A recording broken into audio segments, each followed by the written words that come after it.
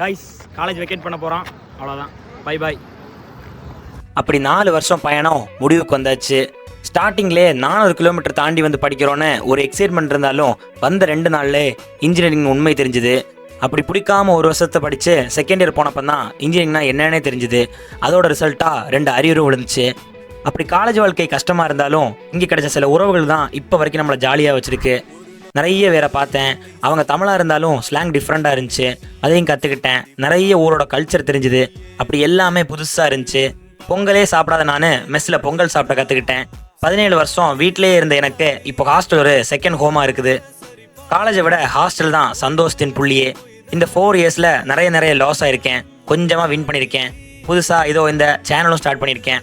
இதுக்கு மொபைல் கொடுத்து சப்போர்ட் பண்ண என் மச்சான் அகில், அப்புறம் இன்ட்ரோ வீடியோ பார்த்துட்டு நிறைய காலேஜ் நண்பர்கள் எல்லோரும் மோட்டிவேட் பண்ணதும் சூப்பராக இருந்துச்சு கைஸ். இவங்களுக்கு எல்லாருக்கும் ஒரு ஸ்பெஷல் நன்றிகள். அதோட நிறைய ஜூனியர் தம்பிகள் கிடைச்சாங்க, நிறைய நண்பர்கள் கிடைச்சாங்க. கண்டிப்பாக இது ஒரு பெஸ்ட் பக்கங்களாக இருக்கும் என் லைஃப்பில். அப்படி இத்துடன் என் காலேஜ் வாழ்க்கையும் முடிவடைந்தது. மீண்டும் சந்திப்போம் கைஸ். Bye bye.